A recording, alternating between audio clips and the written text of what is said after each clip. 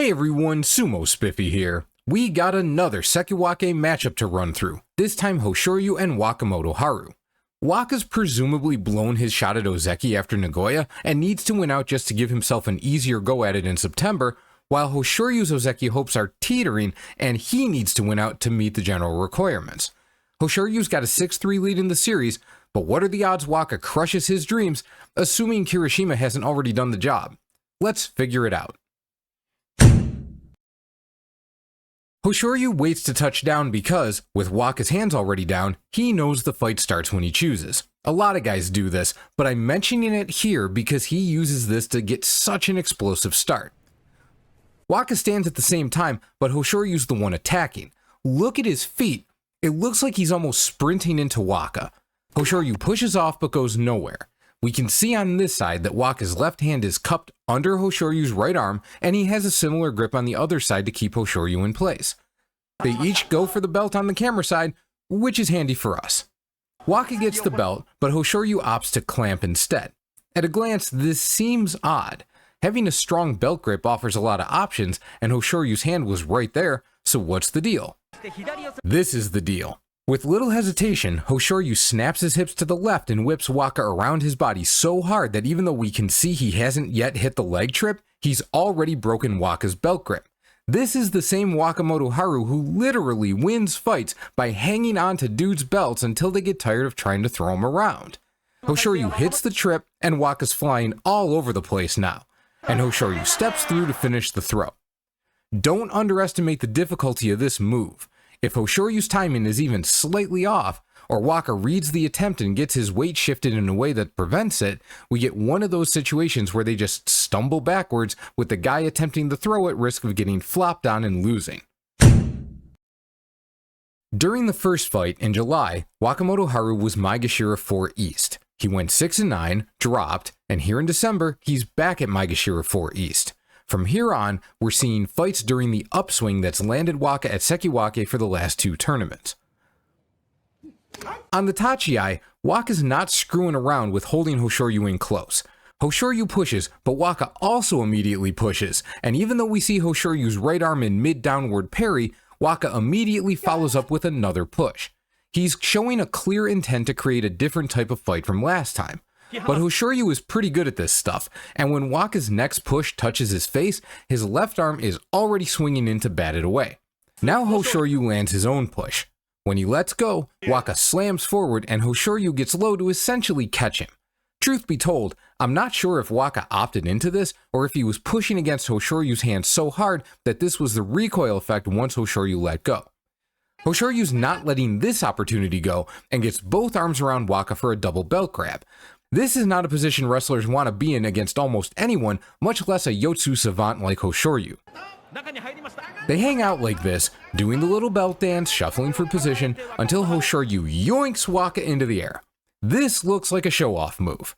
The only reason guys do this for strategic reasons is when they think it's easiest to walk their opponent to the rope and set them outside it, but these guys are nowhere near the edge. Hoshoryu swings Waka around, and Waka quite naturally lands in a slight crouch.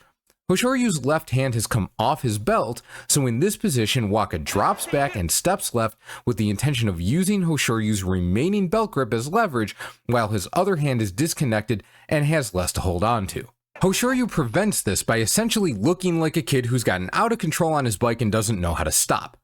But by barreling into Waka like this, he forces Waka's weight back, which leaves him vulnerable to Hoshoryu's leg coming around back for a big trip. And that is what a pretty ridiculous Sotogake looks like.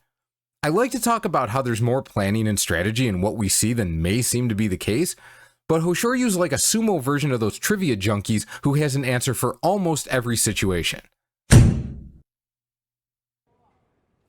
Waka starts by slamming his right forearm up. Hoshoryu's left arm partially blocks it on the way up, so the contact isn't that strong by these guys' standards, but it's a different approach. Hoshoryu may be extremely good at grappling, but it's still to his advantage to control distance. Thus, by jamming up Hoshoryu and keeping him from pushing early, Waka is able to get inside with his hands up. He's got a nice little force choke working, but as we always point out, sumo wrestlers like nothing more than bashing an arm that won't get out of the way. Waka, to his credit, rolls with the parry and swings his arm back, drawing Hoshoryu into a pretty awkward position. Hoshoryu's left hand followed him in, so now he's holding it there, and he got his left arm under Hoshoryu's right as well. Hoshoryu loves throws, and it's hard to do many of them from here. Waka pinches down on Hoshoryu's left.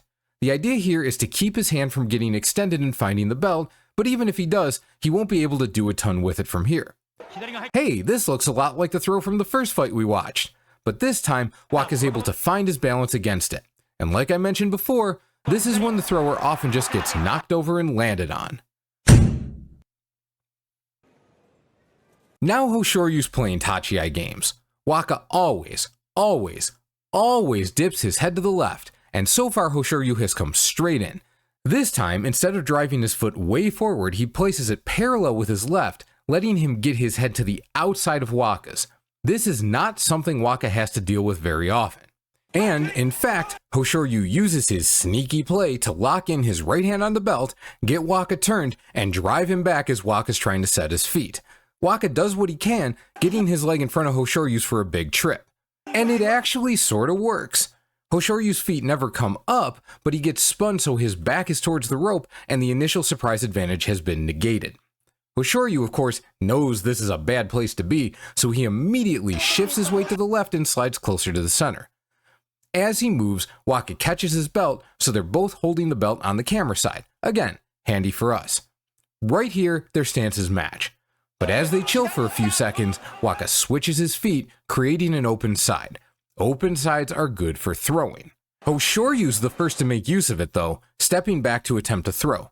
He flips Waka over his leg and throws him down like they teach in the kids' classes.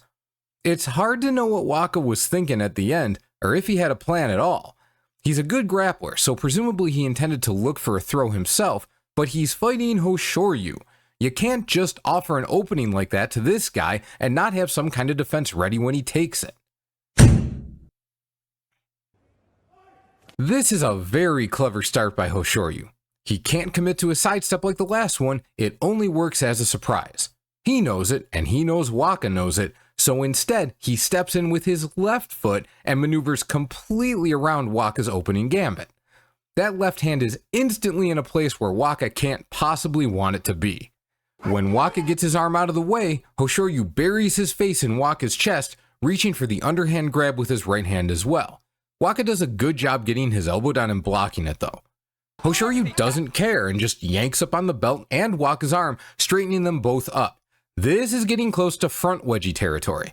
But Waka defends this quite well, pushing his weight down and then pulling up with a nasty clamp directly on Hoshoryu's left elbow.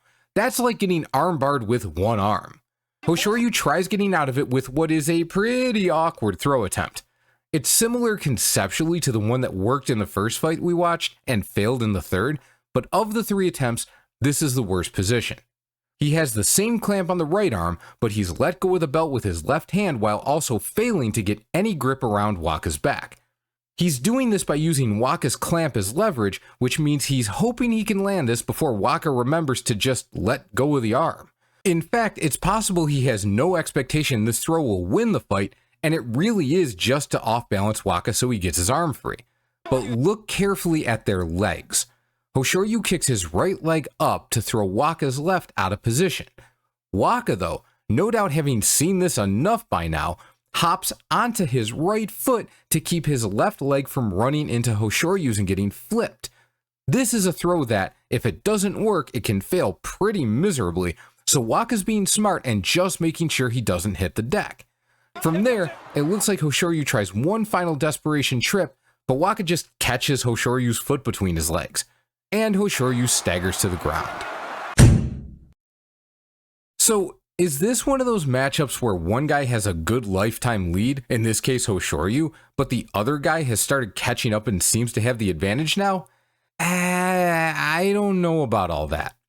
When stacked up against everyone in the division, Hoshoryu is the better wrestler. He has more tactics, more ideas to bring to bear, and can simply make more ideas work effectively. Specifically against Waka, he won the first fight we watched and the one before that by Kotanage. However, those happened 2 years apart. These guys are going to see each other just about every basho for years to come, and on top of improving rapidly in general, Waka obviously knows what Hoshoryu wants to do against him. Both wins we saw of his were the direct result of stuffing a Kotenage attempt. To make things tougher on Hoshoryu, even though they've split the last 4, his first win was by a Sotogake that, while seriously badass, will be difficult to replicate. And the second happened when Wakamotoharu just lost his mind and invited Hoshoryu to throw him across the ring. Hoshoryu should have enough tactics available to be able to practice different situations and find something Waka won't know how to automatically defend. But what could it be? It doesn't matter if he's better. He needs to find a new anti-Waka strategy because his current approach keeps leading him to the same place and he's escaping with wins more than taking them. Alright, that'll do it for this breakdown. Like and subscribe and I'll see you in the next one.